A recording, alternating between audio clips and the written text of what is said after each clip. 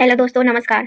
तो दोस्तों आज हम लाए हैं आपके लिए डीएलएड का पूछा हुआ पीवाईक्यू क्वेश्चन, जो कि जिसमें कि हमारा पहला क्वेश्चन है महोजस्वी का संधि विच्छेद है। महोजस्वी का संधि विच्छेद है महा प्लस महोजस्वी का संधि विच्छेद है महा प्लस जो ओजस्वी, महो प्लस जस्वी, महोज प्लस स्वी या म प्लस हौजस्वी। तो इसका करेक्ट आंसर क्या होगा? एक का करेक्ट आंसर ए होगा, एक होगा महा प्लस ओजस्वी। हमारा दूसरा है क्वेश्चन चतुरानन। चतुरानन में कौन सा समास है? चतुरानन में कौन सा समास है? कर्मधारयी समास है, तत्पुरुष समास है, अव्ययभावी समास है या बहुव्रीहि समास है? तो इसका करेक्ट आंसर सी होगा, कर्मधारय। चतुरानन में बहुव्रीहि समास है। 2 का करेक्ट आंसर सी होगा। क्वेश्चन नंबर 3 है नील गगन शब्द में समास बताइए। ये तत्पुरुष समास है, कर्मधारय समास है, द्विगु समास है या बहुव्रीहि समास है? तो इसका करेक्ट आंसर क्या होगा? 3 का करेक्ट आंसर सी होगा, कर्मधारय समास है। 3 का करेक्ट आंसर कर्मधारय। हमारा अगला क्वेश्चन है मैत्री कीड़ा बताने को ये गंधांश है, जिसे आप पढ़ लीजिएगा। हम इसका आंसर बता दे रहे हैं। इसमें दिया है पांडव युद्ध टालने के लिए किस हद तक समझौता करने को तैयार थे? थोड़ा सा राज्य को लेकर या गांव को लेकर, 10 गांव को लेकर या 5 गांव को लेकर? तो इसमें करेक्ट आंसर क्या होगा? 4 का करेक्ट आंसर डी होगा, 5 गांव को लेकर पांडव युद्ध टालने के लिए हद समझौता करने वाले थे। हमारा अगला क्वेश्चन है हम लोग दिल्ली घूमने गए और वहाँ 4 दिन रहे, किस वाक्य का उदाहरण है? इसका करेक्ट आंसर क्या होगा? सरल वाक्य, मिश्र वाक्य, संयुक्त वाक्य या इनमें से कोई नहीं? तो हमारा 5 का क्या होगा? 5 का ये आंसर नंबर सी होगा। क्वेश्चन नंबर 5 का सी होगा, हम लोग दिल्ली घूमने गए और वहाँ 4 दिन तक रहे। इसका करेक्ट आंसर सी होगा, संयुक्त वाक्य है ये। यहाँ पर दिया है अमाउंट आउटस्टैंडिंग के लिए सही परिभाषित शब्द है अध्यर्थित राशि, जमा राशि, बकाया राशि, भुगतान राशि, इनमें से? तो 6 का करेक्ट आंसर सी होगा, बकाया राशि। इसमें पूछा गया है अमाउंट आउटस्टैंडिंग के लिए सही परिभाषित शब्द है, तो बकाया राशि इसका मतलब होता है। हमारा अगला क्वेश्चन है, यहाँ पर नीचे दिया गया है, फिर हाँ ये वाला है। पूछा गया निम्नलिखित में से सकर्मक क्रिया का उदाहरण है राम हंसता है, पक्षी उड़ता है, राहुल सो रहा है या अंजलि पत्र लिखती है? तो हमारा करेक्ट आंसर 7 का क्या होगा? सकर्मक क्रिया इसमें का अंजलि पत्र लिखती है। इसका सकर्मक क्रिया यही है, अंजलि पत्र लिखती है। इसमें कहा गया है पुरातत्व का विलोम शब्द क्या है? तो पुरातत्व का विलोम शब्द प्राचीन है, पुराना है, नवीन है या प्राचार्य है? तो इसका करेक्ट आंसर होगा सी, पुरातत्व का विलोम शब्द होता है नवीन। अगला हमारा क्वेश्चन है नाक का बाल होना मुहावरे का अर्थ है नफरत करना, अधिक प्यार होना, मित्र से दुश्मनी या बाल गिरना। तो इसका करेक्ट आंसर क्या होगा? 9 का करेक्ट आंसर क्या होगा? 9 का हमारा करेक्ट आंसर होगा बी, अधिक प्यार होना, नाक का बाल होना इसका मतलब है अधिक प्यार होना। अगला हमारा क्वेश्चन है इनमें से कौन सा वाक्य अशुद्ध है? उसने बड़े बड़े फल छांट लिए, यह हमारे आगामी नेता हैं, प्रत्येक काम सोच समझ कर करो, शेर बड़ा भयानक होता है। तो इसमें अशुद्ध वाक्य हमें छांटना है, जिसमें कि हमारा करेक्ट आंसर क्या होगा? इसमें का करेक्ट आंसर हमारा होगा बी, क्योंकि उसने बड़े बड़े फल छांट लिए। ये तो सूटेबल लग ही नहीं रहा है, जिसके कारण ये गलत हुआ। यह हमारे आगामी नेता है, ये सही है। अगला हमारा क्वेश्चन है आंसर है प्रत्येक काम सोच समझ कर करो, ये भी गलत है। शेर बड़ा भयानक होता है, ये भी गलत है। तो सो हमारा 9 का नहीं 10 का हमारा आंसर बी होगा। हमारा अगला क्वेश्चन है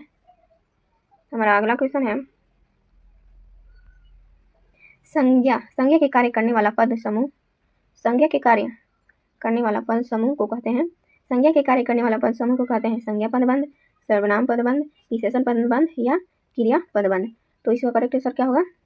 संज्ञा के कार्य को करने वाला पद समूह होता है संज्ञा पदबंध। हमारा अगला क्वेश्चन है क्रिया के जिस रूप से भाव की प्रधानता होती है, यहाँ पर जो मिस्टेक हो गया है हमारा, चलिए यहाँ पर 11 नंबर का क्वेश्चन, यहाँ पर है 12 नंबर का। तो अगला हमारा क्वेश्चन है क्रिया के जिस रूप से भाव की प्रधानता होती है वह कहलाता है कृत्यवाच्य, कर्मवाच्य, भाववाच्य या क्रिया? तो 12 का हमारा सुटेबल आंसर होगा, 12 का सी होगा, क्योंकि कृत्यवाच्य होगा नहीं, कर्मवाच्य होगा नहीं, क्रिया भी नहीं होगा, तो इसमें इसका करेक्ट आंसर भाववाचक होगा। इसमें कहा गया है क्रिया के जिस रूप से भाव की प्रधानता होती है वह क्या कहलाता है। क्रिया के जिस रूप से भाव की प्रधानता होती है वह भाववाचक कहलाता है। हमारा अगला क्वेश्चन है निम्न में से कौन सा वाक्य निम्न में से कौन सा वाक्य शुद्ध है। तो आपका कलेजा में साहस नहीं है, ये तो शुद्ध नहीं लग रहा है हमको, ये भी गलत होगा। आगे है वह पुस्तक को और किसी के हाथ न दीजिए, ये कैसा है, ये भी गलत है। अगला हमारा क्वेश्चन है उसने उनके गले में एक गेंदे की माला डाल दी, ये भी गलत है। जीवन में सच्चा मित्र विरला ही मिलता है, ये सही है। सो हमारा सुटेबल आंसर यही है। अब हम हमारा 14 का आंसर है। 14 का क्वेश्चन पूछा गया है शब्द का प्रसिद्ध अर्थ देने वाली शक्ति कहलाती है लक्षणा, अभिधा, व्यंजना या तीनों। तो इसमें का 14 का अभिधा कहलाती है शब्द की प्रसिद्ध अर्थ, ये मेन पॉइंट है। शब्द की प्रसिद्ध अर्थ देने वाली शक्ति कहलाती है अभिधा शक्ति। सो हमारा करेक्ट आंसर बी होगा, 14 का आंसर नंबर बी। अगला हमारा क्वेश्चन है मुख्यार्थ और लक्ष्यार्थ की अपेक्षा अधिक सूक्ष्मता और रमणीयता किस अर्थ में रहती है, लक्षणता, अभिधा, छंद या व्यंग। तो इसमें का करेक्ट आंसर क्या होगा, 15 का करेक्ट आंसर होगा व्यंग। 15 का करेक्ट आंसर हमारा होगा व्यंग। हमारा अगला क्वेश्चन है 16 नंबर। इसमें पूछा गया काव्य में जहाँ शब्द के कारण रमणीयता हो और शब्द परिवर्तन से काव्य सौंदर्य छिन्न हो जाए वह कहलाता है उभयलंकार, अर्धालंकार, शब्दालंकार, भावालंकार। तो इसका करेक्ट आंसर क्या होगा, 16 का करेक्ट आंसर होगा सी, ये शब्दालंकार कहलाता है। इसमें पूछा गया है काव्य में जहाँ शब्द के कारण रमणीयता हो और शब्द परिवर्तन से काव्य सौंदर्य छिन्न हो जाए वह क्या कहलाता है, तो शब्दालंकार कहलाता है। हमारा यहाँ पर दिया होगा 17 नंबर का। 17 नंबर छूट गया है, सॉरी नहीं छूटा नहीं है। यहाँ पर पूछा गया है जहाँ अप्रस्तुत का प्रस्तुत में निषेध रहित आरोप किया जाए वहाँ ... अलंकार होता है। जहाँ अप्रस्तुत का प्रस्तुत में निषेध रहित आरोप किया जाए वहाँ कौन सा अलंकार होता है, तो वहाँ पर रूपक अलंकार होता है, विभावना अलंकार होता है, दीपक अलंकार होता है या असंगति अलंकार होता है। तो इसका करेक्ट आंसर ई होगा, ई। हमारा अगला क्वेश्चन है उपमेय तथा उपमान को एक मान लिया जाता है तो कौन सा अलंकार होता है, अनुप्रास अलंकार, श्लेष अलंकार, उपमा अलंकार या रूपम अलंकार। तो 18 का क्या होगा, 18 का करेक्ट आंसर होगा डी, रूपम अलंकार। इसमें पूछा गया है उपमेय तथा उपमान को एक मान लिया जाता है तो कौन सा अलंकार होता है, रूपक अलंकार होता है।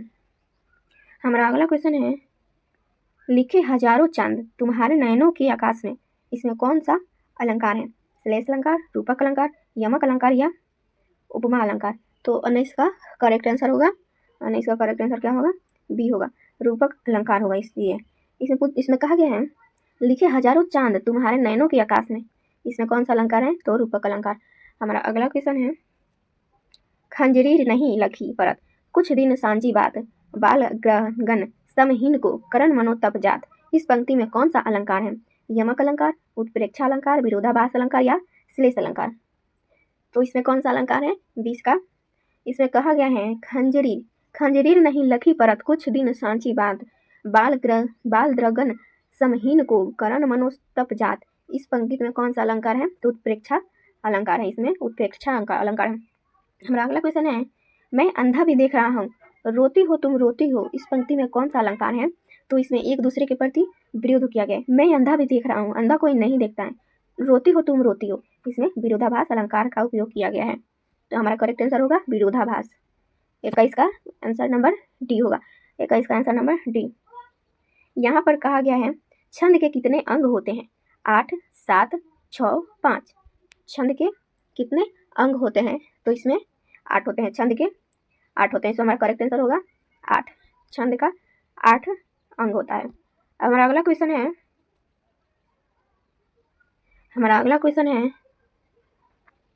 निम्नलिखित पंक्तियों में कौन सा वर्णिक छंद है, जागो उठो भारतवासी आलस्य त्यागो न बनो विलासी, इंद्रव्रजा, उपेंद्रव्रजा, मंजू मालिनी, यू जंग प्रियाति। तो इसका करेक्ट आंसर क्या होगा, तो इसका करेक्ट आंसर होगा, इसमें कहा गया है जागो उठो भारतवासी आलस्य त्यागो न बनो पिलासी, तो इसका करेक्ट आंसर होगा इंद्रव्रजा।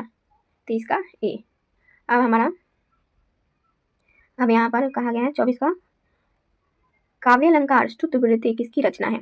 आचार्य वामन, आचार्य दंडी, आचार्य भामक, आचार्य अभिनवगुप्त, तो 24 का हमारा करेक्ट आंसर होगा। इसमें कहा गया है कि काव्य अलंकार सूत्रवृद्धि किसकी रचना है? तो आचार्य वामन का है। अगला हमारा क्वेश्चन है अभिनवगुप्त के अनुसार रस के कितने प्रकार हैं? 9, 11, 10 या 8? तो इसमें कहा गया है अभिनवगुप्त के अनुसार रस के कितने प्रकार हैं? तो 9। तो यहाँ पर बताया जाएगा 9। हमारा अगला क्वेश्चन है गणित का। हाँ, गणित का है। अब इसमें कहा गया है निम्नलिखित में कौन शांत दशमलव में परिवर्तनशील है? 22/7 या 4 का रूट 1/8 का 4 या 2/15 या 5/15। तो इसका करेक्ट आंसर क्या होगा? 26 का करेक्ट आंसर होगा बी। यही शांत दशमलव में परिवर्तनशील लग रहा है। ये तो होगा नहीं, ये भी होगा नहीं और ये भी होगा नहीं। सो हमारा ये गलत होगा, ये भी गलत होगा, ये भी गलत। सो हमारा एक बचता है, तो यही होगा। हमारा अगला क्वेश्चन है 2 का रूट और 3 के रूट के बीच एक अपरिमेय संख्या है। 2.5 रूट, 6 का रूट या 1/6 का 4 रूट, इनमें से कोई नहीं। तो हमारा क्या होगा करेक्ट आंसर? 27 का करेक्ट आंसर सी होगा। यही अपरिमेय संख्या है। ये नहीं है, ये नहीं है, ये है। तो हमारा अगला क्वेश्चन है निम्न में कौन अपरिमेय संख्या नहीं है? ये 10 का रूट, 24 का रूट, 35 का रूट या 121 का रूट। तो हमारा 28 का करेक्ट आंसर क्या होगा? डी, 121 का रूट। ये अपरिमेय संख्या नहीं है।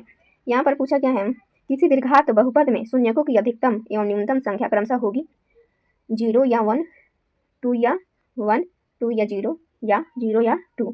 तो हमारा 29 का 29 का करेक्ट आंसर होगा सी, 2 या 0। इसमें पूछा गया दीर्घात बहुपद में शून्यकों की अधिकतम एवं शून्यतम संख्या क्रमशः होगी तो 0 या 2। हमारा अगला क्वेश्चन है यदि बहुपद a/r=k² या इतना का शून्य को दूसरे का व्युत्क्रम समानुपाती हो तो के का मान निकालिए।